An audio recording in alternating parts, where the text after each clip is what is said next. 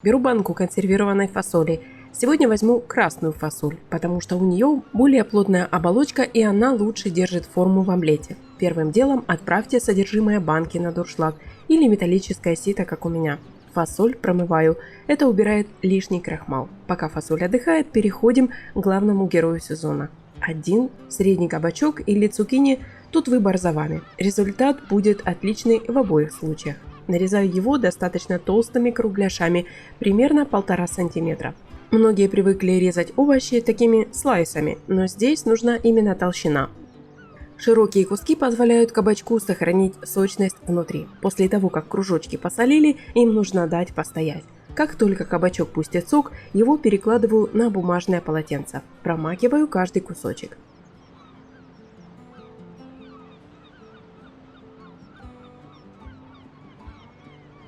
В отдельную плоскую тарелку насыпаю муку и обваливаю в ней каждый кругляш. Эта панировка удержит сок внутри овоща. А как вы считаете, стоит ли добавлять в муку какие-то сухие травы на этом этапе, или это лишнее? И только перебивает вкус свежего овоща. Поделитесь своими мыслями в комментариях. Пока кабачки ждут своей очереди, подготавливаю все для начинки. В глубокой миске соединяю яйца, щепотку соли и любимые специи для овощей или для рыбы. Смешиваю все венчиком или обычной вилкой. Нам нужна однородная масса. Нарезаю пучок петрушки. Добавляю петрушку в миску и туда же отправляю фасоль. Тщательно перемешиваем.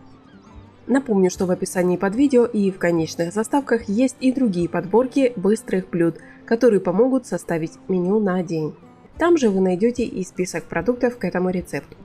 Пара зубчиков чеснока, выдавленных через пресс прямо в смесь, отдадут свой аромат постепенно во время томления под крышкой, не подгорая на сильном огне.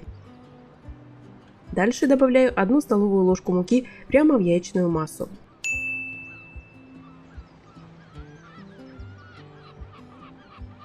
Сковороду ставлю на средний огонь и наливаю растительное масло. Нагрев должен быть уверенным. Выкладываю кабачки. Задача на этом этапе не довести их до готовности, а создать золотистую корочку с двух сторон. Когда увидите, что кабачок стал уверенно румяным, переворачивайте. Как только перевернули все куски сразу, уменьшаем огонь до минимума, чтобы дальше приготовление шло равномерно. Выливаю подготовленную яичную смесь с фасолью прямо поверх кабачков. Старайтесь распределить так, чтобы фасоль заполнила все пустоты между кругляшами. Дальше посыпаю смесью семян: кунжут, тыквенные семечки, подсолнечник, чиа. Завершающий штрих – свежий помидор. Нарезаю его и выкладываю сверху на яичную смесь. Поверх помидоров добавляю тертый сыр. Подойдет любой, который хорошо плавится. Накрываю сковородку крышкой и оставляю на 10 минут. В этом рецепте мы обходимся без духовки, что существенно экономит время и упрощает процесс.